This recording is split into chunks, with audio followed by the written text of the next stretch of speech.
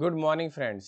आज है 21 फरवरी और हम लोग डिस्कस करने वाले हैं कुछ स्पेशल प्लस जहरीली वोकैबुलरी और साथ ही साथ करेंगे PYQ। और देख लेते हैं भाई आज का एडिटोरियल क्या है। एडिटोरियल है न्यू लाइन इन दिल्ली। भाई एक नई लाइन है, नई शुरुआत हो चुकी है दिल्ली के अंदर। क्लियर। अब आगे देखिए इसका subtitle, Rekha Gupta should find the governance challenges easier to handle. अब रेखा गुप्ता CM बनी हुई है वहाँ की, ठीक है। अब क्या कहता है सब टाइटल इसका, रेखा गुप्ता शुड फाइंड, उन्हें पाना चाहिए, उन्हें मिलना चाहिए गवर्नेंस। गवर्नेंस का मतलब शासन, ठीक है। चैलेंजेस जो समस्याएं हैं, चुनौतियां हैं, ठीक है, इजियर टू हैंडल, वो गवर्नेंस की जो चुनौतियां हैं वो इजियर होंगी उनके लिए हैंडल करना। यानी कि रेखा गुप्ता के लिए गवर्नेंस में आने वाले चैलेंज को हैंडल करना आसान होगा। क्यों होगा देख लेते हैं, यह होना चाहिए, ठीक है। शुड लगा हुआ है। रेखा गुप्ता इसमें मॉडल वर्ब है शुड, ठीक है। फाइंड मेन वर्ब हो गई, इजी है, इसमें तो कोई दिक्कत ही नहीं है। ये ऑब्जेक्ट हो गया, ये फ्रिज बोल सकते हैं। द भारतीय जनता पार्टी, ध्यान रखना है जितनी भी पार्टियां होती हैं, ठीक है, पॉलिटिकल पार्टी, उनके आगे दा लगता है।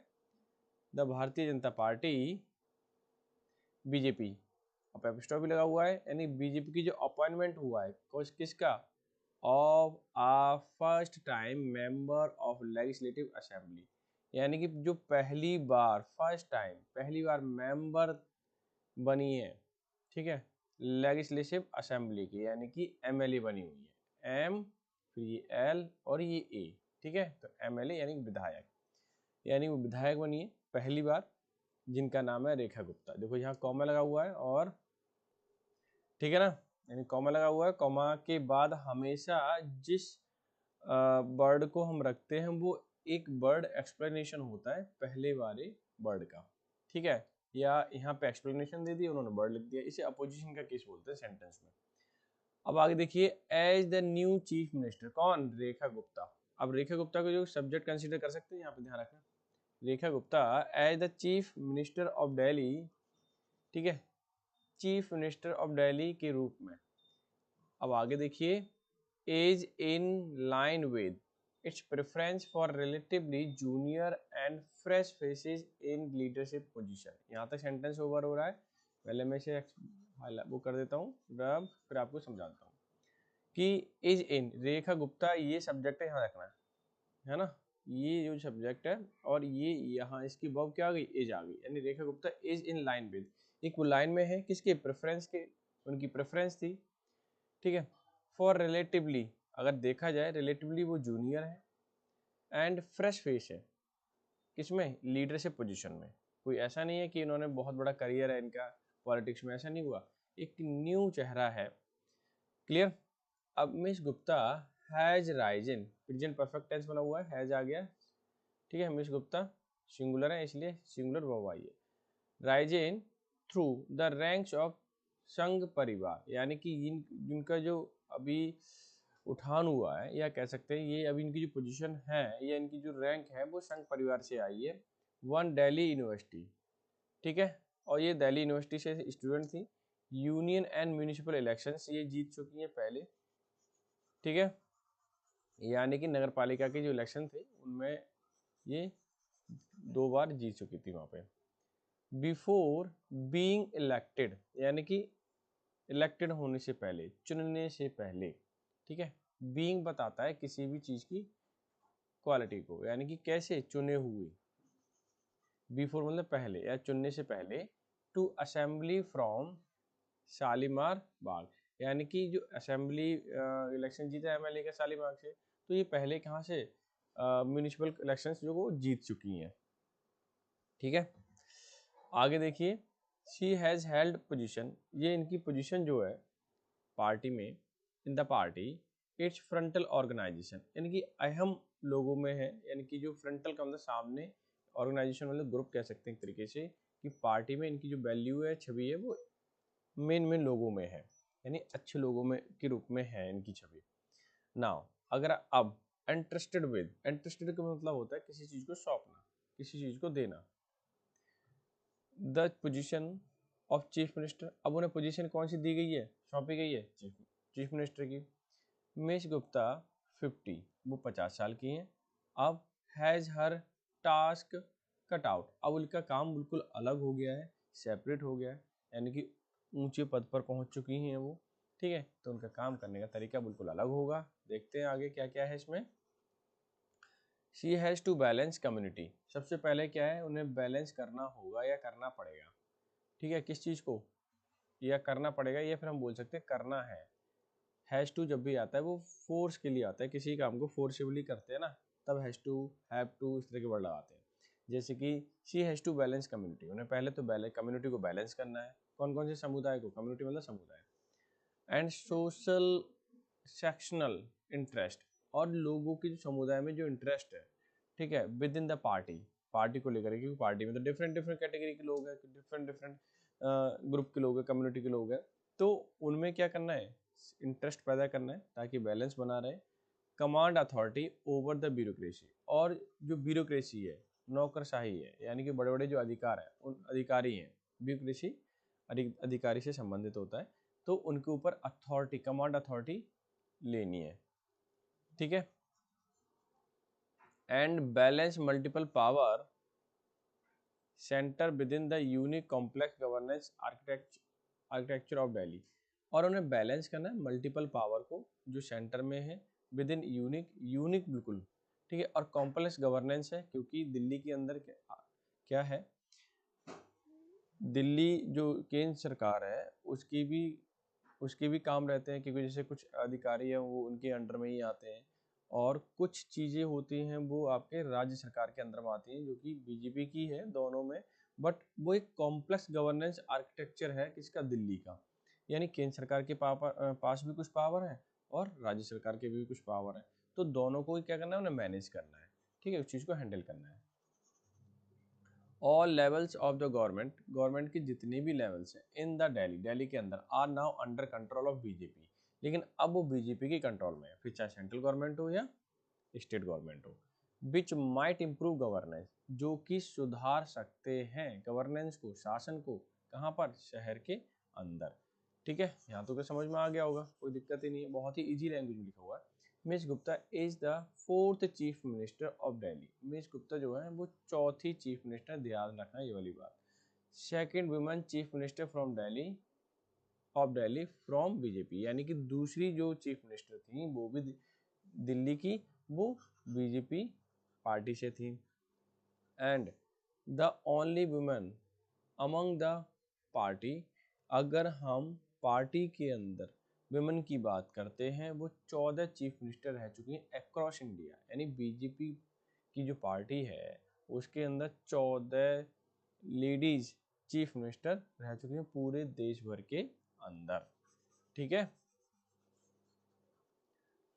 आगे देखिए यहाँ से, a women in the top post, एक महिला जो टॉप पोस्ट पर अलाउ करती है बीजेपी से, ठीक है, टू डिफ्लेक्ट मतलब हटा देना, चकरा देना लोगों को, ठीक है, अदर फैक्शनल क्लेम्स, कुछ जो दावे होते हैं कुछ दलों के, ठीक है, उन दलों को क्या कर देती है, वो हटा देती है जब बीजेपी उन्हें चुनती है एक लेडीज को चीफ मिनिस्टर, यानी टॉप पोस्ट देती है तब, ठीक है, इन the party the possibly boost the popular image, और इससे क्या होता है, बीजेपी की जो इमेज है वो और ज़्यादा बेहतर होती है। Miss Gupta also miss Gupta presents करती हैं द ट्रेडर बनिया कम्युनिटी को, यानी कि ट्रेडर बनिया कम्युनिटी से बिलोंग करती हैं वो, which has been bedrock of the BJP politics in Delhi for decades, जो कि एक बेडरॉक है, बेडरॉक समझते हैं आधारशिला या फाउंडेशन कह सकते हैं बीजेपी के लिए, बीजेपी की पॉलिटिक्स के लिए, कहाँ पर, दिल्ली के अंदर, फॉर डिकेड्स, वो दसियों साल से आधारशिला बना हुआ है। The new leader tick many boxes for the party, अब न्यू ये क्या, एक ईडीएम है, ये बात ध्यान रखना, इसका मतलब क्या होता है, इसका मतलब होता है कि सारे क्राइटेरिया को पूरा करना, फुलफिल दैट ऑल क्राइटेरिया, यानी कि new leader ticks, present indefinite बना हुआ है, टिक्स लगा हुआ, ध्यान रखना, many boxes for the party, her success depend on how she grows into the challenges role, अब हर सक्सेस डिपेंड करती है, उनकी जो सफलता है वो डिपेंड ये करती है कि वो किस तरह से ग्रो करती हैं अपने चेहरे को और स्ट्रॉन्ग रूप में पार्टी के लिए दिखाती हैं, ठीक है, ये बात ध्यान रखना है। तो अब वो कैसे दिखाएंगी, अच्छा काम करेंगी तो फिर मालूम पड़ जाएगा कि हाँ एक स्ट्रॉन्ग लीडरशिप ये कर सकती है, क्योंकि नया चेहरा है, ज़्यादा एक्सपीरियंस है नहीं उन्हें बड़ी पोस्ट का। The BJP has try to balance the caste community representation in new council of minister. BJP ने ट्राई किया है बैलेंस करने के लिए कास्ट एंड कम्युनिटी रिप्रेजेंटेशन किसके अंदर, काउंसिल ऑफ मिनिस्टर के अंदर, यानी कि वो सभी कम्युनिटी के लोगों को उसमें डाल रहे हैं, ठीक है, काउंसिल ऑफ मिनिस्टर में, यानी कि जो मिनिस्टर का पद है वो कई सारे कम्युनिटी के लोगों को मिल रहा है ताकि सबके सब जो कम्युनिटी है वो खुश रहें। जैसे कि इन परवेज साहिब सिंह वर्मा, ठीक है, परवेज साहिब सिंह वर्मा ये भी एक जाने माने व्यक्ति हैं या लीडर हैं बीजेपी में दिल्ली के लिए। The party has found someone to represent that Jat community, ठीक है, पार्टी में जाट कम्युनिटी से पाया गया। In Manjinder Singh Sirsa the Sikh community से हैं ये। इन आशीष सूद, अगर आशीष सूद को देखें तो द पंजाबी हिंदू कम्युनिटी है, ये कम्युनिटी से हैं। ये रविंदर इंद्रराज सिंह ये दलित हैं। एंड इन कपिल मिश्रा ब्राह्मण एंड पंकज कुमार सिंह पूर्वांचली कम्युनिटी, यानी कि सबकी कम्युनिटी दे दिए और ये सब मिनिस्टर बनने वाले हैं निसंदेह। आगे देखिए, the new government has a multitude governance challenges awaiting it, कि जो न्यू गवर्नमेंट है हैज मल्टीट्यूड मतलब कई तरीके से गवर्नेंस चैलेंजेस हैं, अवेटिंग मतलब वेट कर रहे हैं उनका, आ जाइए भाई सरकार शासन कीजिए, और बहुत सारे चैलेंजेस उनके सामने आने वाले हैं। The problems of the air, सबसे बड़ी प्रॉब्लम है हवा की, पानी पॉल्यूशन की और हवा पॉल्यूशन की, ठीक है, एयर पॉल्यूशन इसको कहते हैं। Are issue that need a solution, इसको जरूरत है सॉल्यूशन फाइंड करने की, that go beyond the boundaries of Delhi, जो कि दिल्ली के बाहर तक जा रहा है। The issues such as law and order are under purview of union home ministry.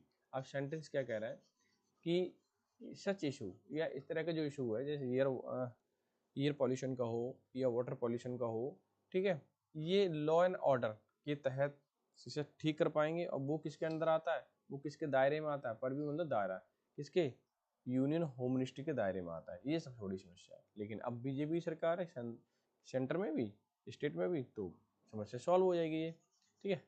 आगे देखिए, miss Gupta experience of being 3 term municipal council could help, कि मिस गुप्ता जो है एक्सपीरियंस है 3 बार म्यूनिसिपल काउंसिल रह चुकी हैं, एज वुड द फैक्ट, ये फैक्ट है, that the neighbouring Haryana Uttar Pradesh also. आगे देखिए क्या कहना चाहता है कि एज वुड द फैक्ट, ये सच्चाई है कि नेबरिंग मतलब नज़दीक वाले या पड़ोसी राज्य जैसे कि Haryana Uttar Pradesh also have BJP government, की यहाँ भी बीजेपी की गवर्नमेंट है, ये तो बात सबको पता है, वेल नोन है, क्लियर है। आगे देखिए तो सारे काम इजी हो जाएंगे। The BJP has return, BJP लौट चुकी है टू पावर में इन नेशनल कैपिटल आफ्टर 26 ईयर, यानी कि 26 साल बाद दिल्ली के अंदर बीजेपी की सरकार बन चुकी है। Having offered the electorate a raft of welfare schemes to achieve that, यानी कि हैविंग ऑफर, जिन्होंने बहुत सारे ऑफर कर दिए थे इलेक्टोरेट के दौरान, ये राफ्ट का मतलब एक बड़ी सी ग्रुप में या बहुत सारे झुंड में कह सकते हैं, बहुत सारे स्कीम वेलफेयर स्कीम्स जो अनाउंस की थी उनको क्या करना है, अब अचीव करने का टाइम आ चुका है, ठीक है। देखते हैं कैसे अचीव होती है। देर आर इशूज, बहुत सारे मुद्दे हैं, जैसे कि अनएम्प्लॉयमेंट का, अंडर एम्प्लॉयमेंट का है, अफोर्डेबल हाउसिंग का है, सस्ते घर का है, एंड इंफ्रास्ट्रक्चर का, बेसिक इंफ्रास्ट्रक्चर जैसे कि रोड है, घर है, नालियाँ हैं, ठीक है, ये सारी चीज़ें होती हैं। डेट रिक्वायर्स गवर्नमेंट अटेंशन, जहाँ पर गवर्नमेंट की अटेंशन की रिक्वायरमेंट है, ज़रूरत है, अगर गवर्नमेंट इन पर ध्यान देती है तो इनकी सरकार फिर से बनेगी, ठीक है।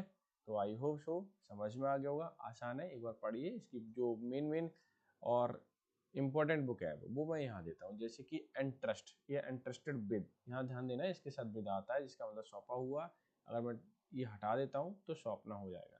एंट्रस्टेड विद तो हो ही गया, चार्ज विद कह सकते हैं, रिस्पॉन्सिबल फॉर बोल सकते हैं, ये दोनों ही आपके सिनोनिम हो जाएंगे, इसके ध्यान रखना इंपॉर्टेंट है। कट आउट का मतलब काटना होता है, रिमूव जिसको बोल सकते हैं, एक्सरसाइज बोल सकते हैं, एक्सट्रैक्ट बोल सकते हैं, निकालना किसी भी चीज़ को, एलिमिनेट। और एक वर्ड और होता है इसके लिए, सुइटेबल भी होता है कट आउट। कैसे, मान लीजिए आपने देखा होगा घरों में ऐसे कटआउट लगे रहते थे पहले, ठीक है। अब वो ही कटआउट जो है, मान लीजिए इसमें तो इसी में फिट होंगे, कहीं और फिट नहीं हो सकते, तो ये क्या, वो यहाँ से काट के निकाला गया होगा वो वाला सेट, अब वो इसी में फिट हो रहा है, तो कट आउट सूटेबल, इस वजह से कहते हैं सूटेबल होना। ठीक है, याद रखना, मैंने तो ऐसे ही याद रखा है।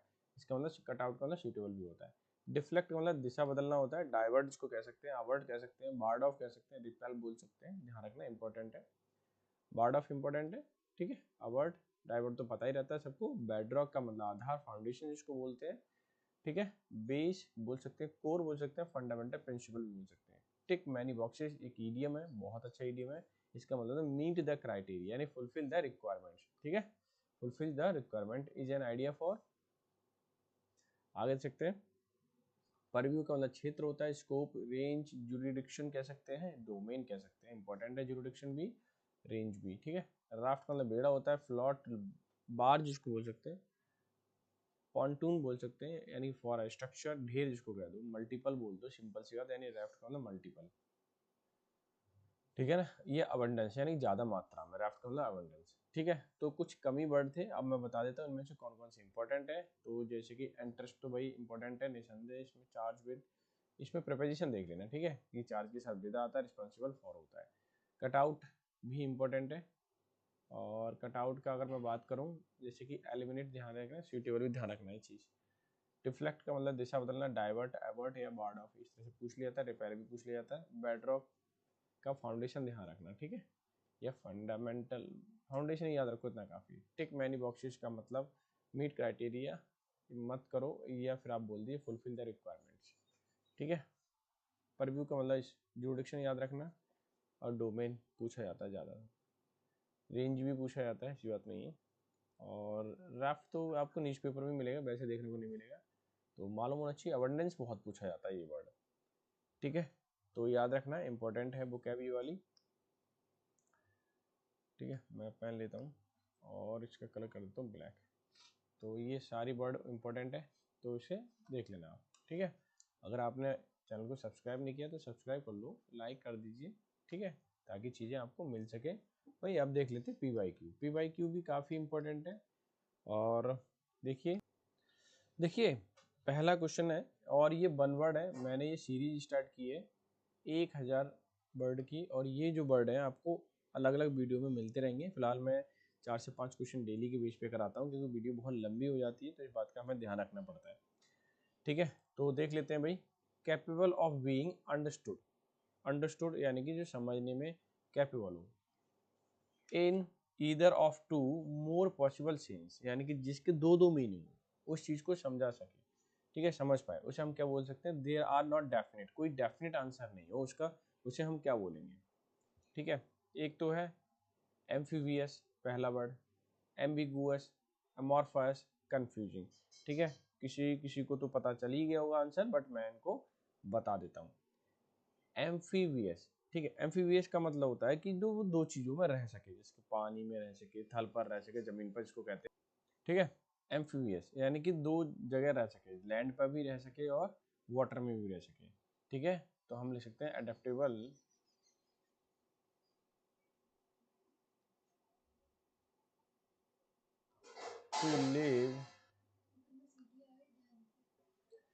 To live in water and on land, जो पानी में भी रह सके, जमीन पे भी रह सके, एम्फीवियस कहलाता है। एम्बिगुअस का मतलब होता है दो, जिसके दो मीनिंग हो, क्या हो, दो, यानी कि जिसका स्पष्ट मीनिंग कोई नहीं हो, ठीक है। और इसको हम बोल सकते हैं वेग या अनक्लियर, ठीक है। एमॉर्फस, एमॉर्फस वो ही ज़्यादा जानते हैं जिन लोगों ने बायो ले रखी थी इंटर तक, ठीक है, या बायो से इन्होंने स्टडी की है, यानी कि जिसका कोई आकार नहीं होता, फॉर्मलेस कह सकते हैं, ठीक है। अनस्ट्रक्चर्ड बोल सकते हैं,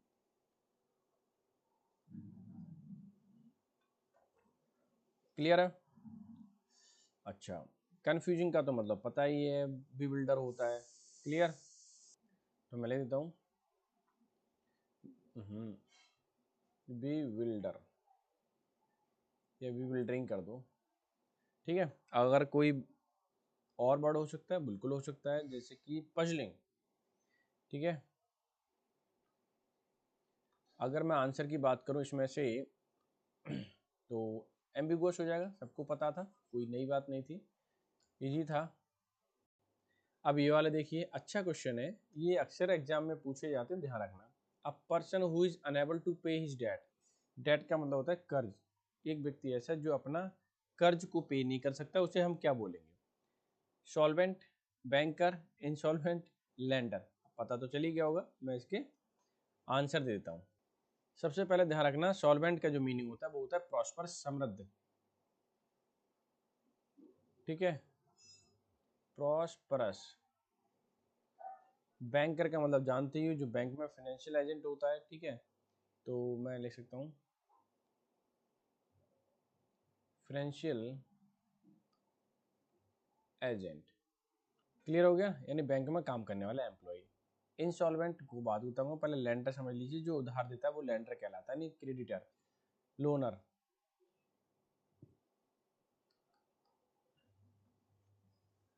अब insolvent who is unable to pay his debt, यानी कि who is unable to pay, unable to pay debt, pay his debt, कुछ भी लिख दो। ठीक है, यानी कि जो अपना कर्ज पे नहीं कर पाता है उसे बोलते हैं इंसॉल्वेंट। क्लियर है ना, आसान हो गया, तो इसे कर देते हैं भाई हाईलाइट।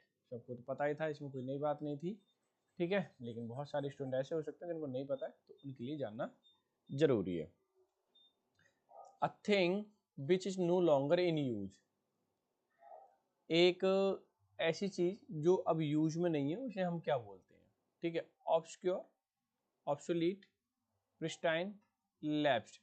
ऑब्सक्योर समझ लीजिए, ऑब्सक्योर का मतलब होता है जिसका कोई स्पष्ट ना हो, कोई चीजें क्लियर ना हो।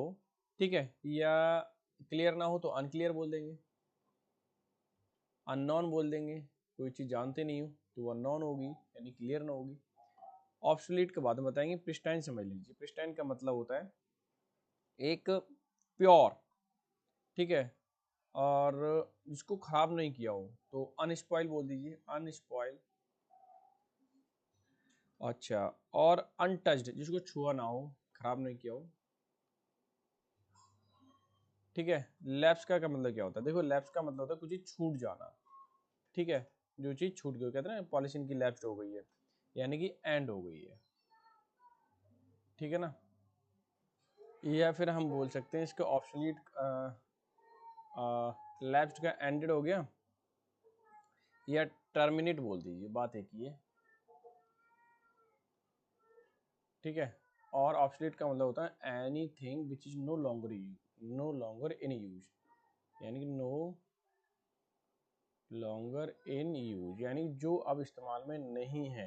ठीक है, आप प्रचलित बोल दीजिए। क्लियर, समझ में आ गया, तो इसे मैं कर देता हूँ ऑब्सोलीट, ये आंसर हो गया आपका। ठीक है, अब भाई नेक्स्ट पे मूव करते हैं। A person coming to a foreign land to settle here, एक व्यक्ति कोई विदेश से आया हुआ है सेटल होने के लिए, उसे हम क्या बोलेंगे? देखिए, इमिग्रेंट, इमिग्रेंट का क्या मतलब होता है? यानी दूसरे देश में बसता है, उसे बोलते हैं इमिग्रेंट। आई से ही याद रखना, दूसरे देश का इमिग्रेंट वो अपने देश का होता है। ठीक है, यानी कि दूसरे देश का कहीं और बसने वाला पर्सन।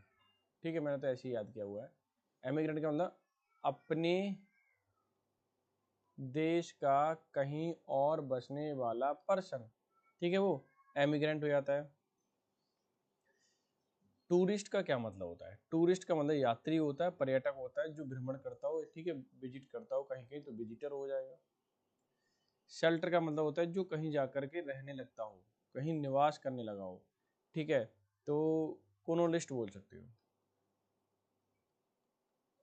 क्लियर है? ये रेसिडेंट भी बोल सकते हो, बात एक ही है, ठीक है। कॉलोनिस्ट इसलिए लिखा क्योंकि आप वो कॉलोनिज्म जो वाला केस पढ़ा होगा आपने, अंग्रेज जो आए थे, ठीक है, हिस्ट्री में, उससे संबंधित। हाईलाइट कर देता हूँ, a person coming to a foreign to land the settle there, एक व्यक्ति कहीं आया हो जहाँ रहने के लिए, तो उसको इमिग्रेंट ही हो जाएगा। दूसरे देश की बात चल रही है, अपने देश से थोड़ी लिखा है इसमें, ठीक है। First option is going to be your answer. Next question है, coming to capable being done, something capable to being done, यानी किसी काम को करने में सक्षम हो, उसे क्या बोलेंगे? प्रोबेबल, ठीक है, और फिजिबल, टेनेबल, एक्सप्लिकेबल। देखिए सबसे पहले प्रोबेबल का मीनिंग समझिए, इसका मतलब होता है जो कोई काम पॉसिबल हो वो प्रोबेबल हो जाएगा, ठीक है। क्या बोले? संभावित, ये संभाव, ठीक है, संभावित भी बोल दीजिए, बात एक ही है। फिजिबल का मतलब होता है जो प्रैक्टिकल में हो, ठीक है, प्रैक्टिकल सेंस में हो, यानी कि प्रैक्टिकल हो गया, फिजिबल हो गया। टेनेबल का मतलब होता है जिसको जस्टिफाई किया जा सके, रीजनेबल हो, ठीक है, जस्टिफाएबल बोल सकते हो, बात एक ही है। फिएबल, जस्टिफिएबल, जस्टिफिएबल, फिएबल, ठीक है। एक्सप्लिकेबल का मतलब होता है जिसको हम एक्सप्लेन कर सके, जिसको हम बता सकें, ठीक है, और अंडरस्टूडेबल बोल सकते हो, ठीक है, कॉम्प्रिहेंसिबल बोल सकते हो, जिसको हम समझ सकें, ठीक है, इंग्लिश में कॉम्प्रिहेंशन आता है वो चीज़। अब बात आती है इसका आंसर क्या है? करेक्ट, यानी something is capable to be done, संभावित हो, संभावना हो, ठीक है। तो जिसको किया जा सके वो कैसा होता है? वो प्रैक्टिकल वर्क होता है, ठीक है, और थियोरेटिकल जिसको नहीं कर सके वो केवल किताबों में ही संभव होता है, ठीक है। तो ये कुछ क्वेश्चन थे, आई होप सो आपने एंजॉय किए होंगे, और ये नोट कर लिया करो। और संडे वाले दिन आपको एक लॉन्ग वीडियो आने वाली है, मिलने वाली है, जिसमें आप बाकी की सारे क्वेश्चंस आप अरेंजिंग पैटर्न पे, मतलब क्रम से लगे हुए क्वेश्चन देखेंगे, बहुत इंपॉर्टेंट है। तो ये जो PYQ में आपको करा रहा हूँ ये आप पढ़ लीजिए, इंपॉर्टेंट है, वेरी इंपॉर्टेंट, ठीक है। मैं इसकी एक प्लेलिस्ट अलग बना दूंगा जिसमें केवल 1 वर्ड होंगे, ठीक है। सिनोनिम्स की अलग बनाऊंगा, इसमें केवल सिनोनिम्स होंगे। एंटोनिम्स की अलग बनाऊंगा जिसमें केवल एंटोनिम्स होंगे जो आए हुए हैं, ठीक है ना। आई होप सो आपको सेशन अच्छा लगा होगा, लाइक शेयर कर देना। तो जितने भी ये क्वेश्चन है, ठीक है, जरूर कीजिए, चैनल को सब्सक्राइब कीजिए, ठीक है, और एडिटोरियल पढ़िए, बुक ऐप को देखिए। तो मिलते हैं नेक्स्ट सेशन में, तब तक के लिए bye bye, take care, have a good day.